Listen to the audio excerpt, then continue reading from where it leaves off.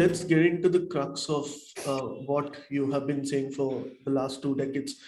Uh, how do we still believe that Gumnami Baba was Netaji Subhash Chandra Bose indeed? Because this is something that you've been asked time and again. But once you start your answer, I'm going to ask a few more follow-ups after that. Why should we believe the Gumnami Baba was Subhash Chandra Bose? First of all, the official view of Netaji's death is that he died in a plane crash in Taiwan, which was the story given out by Japanese, which initially not believed by anybody, including Mahatma Gandhi and Pandit Nehru, and somehow Panditji came to believe it, and then it became the official narrative of the government of India, and since that time it has become the dharma of the people to support that view of Panditji.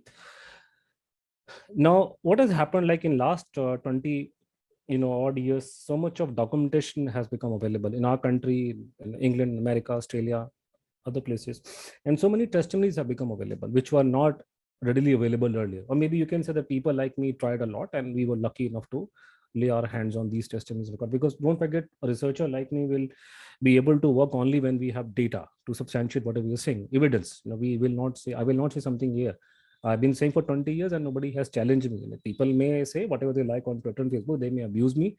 They may call me agent or this and that thing. But unfortunately, you have to counter me on facts. And one of the reasons, and you cannot counter me on the, which very, often people say that I don't believe it. Mera dil nahi manta hai. Agar aapka dil nahi manta hai, to uski, you go to a doctor's place. But you give me rebuttal on evidence. So what I want to tell you right now is based on evidence. I can elaborate if you want me to. The plane crash theory is based only on hearsay. There were certain claims made by a few individuals that Subhash Chandra Bose had died in a plane crash. There was never any direct evidence. Americans accepted it when they did the first inquiry, and even Pandit Nehru accepted this thing. So there was never primary, no direct evidence. It is all based on statements made by people here and there. And when these individuals were interrogated by the intelligence organizations and subsequently the commission and committee in India, you had so many, loopholes and, contradictions in their account that even a third-rate, country in a court of law in that country would believe that kind of a thing. That is why even the government of India was constrained to admit this thing in a court of law. Now, very interesting thing is there that whenever in our country we have a non-Congress government, you find some, positive steps taken for Subhash Bose, or in this direction of his death. So the first breakthrough, or rather, I would say the first big break came when Morarji Bhai became Prime Minister in 1978. We had for the first, and VP Singh time, big change happened, and with a big change happened when Devi Gowda became the Prime Minister. And I would say even Narasimha Rao tried to do something different from the previous government, in a manner of speaking. So this is one, thing you have to keep in mind, that is every time you have a non-Congress government, there's some development, and it is always based on facts, not because they have some political agenda, but it's a factual thing which the previous government would try to hide. So today we are observing 125th year of Netaji's birth anniversary, and this is also the 75th year of India's, independence. So that's why you and me are discussing this matter today, and Netaji is being discussed, and that's why so many things are happening across the country, and they'll continue to happen over a period of time.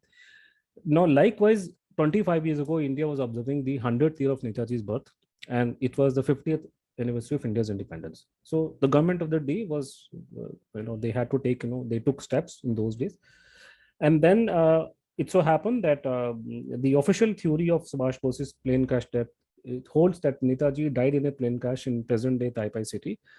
His body was cremated there after some time, and then the remains were taken to Tokyo, and the remains are lying in a temple in Tokyo.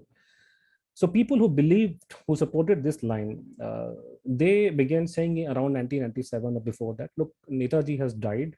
You have this controversy about his death going on for so many years. You have had some commission or committee, nothing came out of it. So he has died. Now let's close the chapter and let's bring the ashes to India and make a memorial about erect a memorial in the memory of Subhash Chandra Bose. When this kind of a claim was made, the then Minister of Defense Minister Mulayam Singh Yadav ji unwittingly said he would bring the ashes to India. Once that happens, somebody went and filed a suit in the Calcutta High Court. Now you would appreciate that for a political party spin doctor to come and say something, during an interview is one thing. But before a court of law, especially when the judge is interested in the case, it's not very easy to, you can't do spin doctoring there. Today, you take up your camera, you go to take a bite from a government party spokesperson, and you tell them, look, Netaji case, he will brush you off in 1 or 2 bites, and you will not have time to counter him, because there's no way, because there's no space, there's no time. But it doesn't happen in courts. You have long arguments, and the court wants to see on what basis you are saying this and that thing. Now, in those days, the Chief Justice of Calcutta High Court was Prabhashankar Mishra. So the protocol, as you know very well, these in India, that the Chief Justice of state high court is always not from that state. So this is not a so this Prabhashankar Mishra ji was from UP. I met him. He was in Delhi. He is no more. What Prabhashankar Mishra did, he asked the government of India to state their stand on the case. What do you think? What is your stand? You have done inquiries, etc. So this is stated in the court order that the government council of and Devi Gowda was a prime minister in those days. Obviously, they couldn't lie. So they said that there's a story of Netaji dying in a plane crash, but the evidence is very sketchy, and the eyewitness accounts are very full of contradictions. So the court ordered, look, you yourself admit there's a problem. Then you have an inquiry done, find out what happened to this person, when did he die, and where did he die, and whether these ashes are Subhash Bose's or not. So this answers the view of the plane crash theory, that the government itself accepted that there was no the plane crash theory was full of loopholes. And that is why because of the Calcutta High Court order, there was a commission formed. A commission came up when Mr. Vajpayee was a prime minister, because he took the call. By the time the court order came, Mr. Vajpayee was in power, he was a prime minister, and Mr. Vajpayee could not ignore this issue, because he was very much keen about Netaji. He had been since 1960s raising the issue of Subhash Bose in public domain as a member of parliament, etc. He had a role to play in the build-up also, I would say. So he was a player in the Netaji death mystery. So he couldn't ignore. So the commission was set up, and because of the court, Supreme Court Chief Justice who just suggested the name of Manoj Kumar Mukherjee to be the chairman of the inquiry, which Mukherjee Commission functioned between 1999 and 2005. And before Mukherjee Commission, the government council took the stand, Netaji did not die. In fact, the commission argument session happened in 2005, many months after Manmohan Singh government had come to power. And they took the stand before the commission, the government lawyer, that there was no plane crash and Subhash Bose did not die. So if I keep telling people, if this issue was not about Netaji, if it were about some urban Naxal, hell would have broken loose in the country, because then the entire human rights lobby would have come around to supporting this cause, and they would have moved heaven and hell to otherwise. This is, I'm telling the fact of the matter, the government of India itself accepted as late as 2005 that the plane crash story was not correct. And when the same commission of inquiry came out with a view that the plane crash had not happened, there was an somersault overnight, and they said, no, he has died and you are wrong, and so on and so forth. The other theory, which is made very famous by Dr. Subramanian Swamy and others, is the view that Subhash Chandra Bose did not die in any plane crash in Taipei. He was in Russia after his reported death, and where he was done to death by Stalin at the behest of Pandit Nehru. So this is the view which Subramanian Swamy holds, and he publicly espouses, and he has been talking about it. Now, the problem with this, as I look at from the point of view of researcher, I've seen the relevant records, etc. All the available evidence right now suggest, including the intelligence reports and credible testimonies, they all show that Subhash Chandra Bose sought asylum in Russia, which was given to him, and he was there. And he was probably there as a guest of the Russians. There is no sign whatsoever of him being killed in that country. So that is one problem I'm facing. I fail to understand that a person of the stature of and wisdom of Subramanian Swamy should be making such ludicrous arguments. For example, to assume that Stalin killed Netaji at the behest of Pandit Nehru is complete nonsense, because Stalin did not think very high of either Panditji or Mahatma Gandhi. When Gandhiji was assassinated, Russians did not even send flowers for 2 days. Regarding Panditji, what Stalin thought, the less I say is better, because he has used abusive words for Panditji. And for whatever reason, Panditji sent his own sister as India's first mission head in Moscow after independence. Stalin refused to grant her audience. He never met her.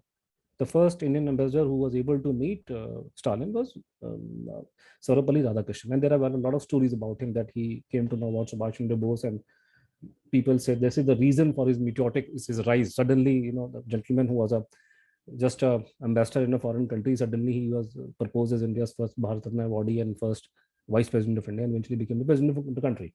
So these are the allegations, have been going on for many, many years now.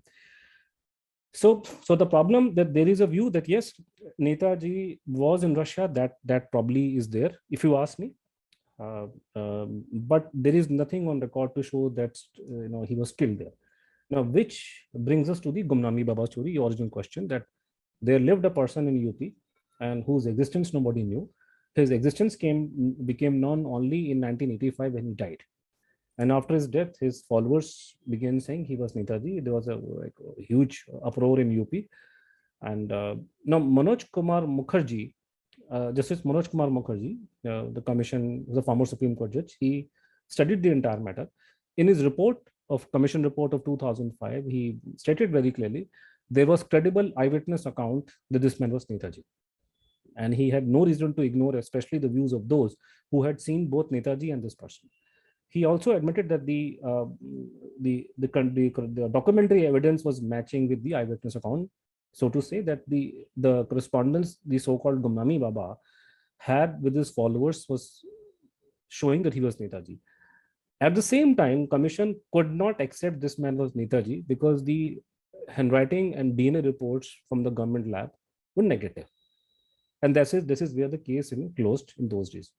Now, what has happened that in the last couple of years, we have come up with clear-cut evidence to show that these forensic tests were fudged. So they were fake reports were given by the government experts. So today, if I'm saying that these reports were fake, so the only logical conclusion I would draw that Gumnami Baba was Netaji.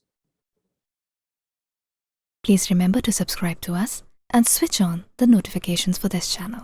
For our other social media links, more content, and to support our work, please visit citti.net.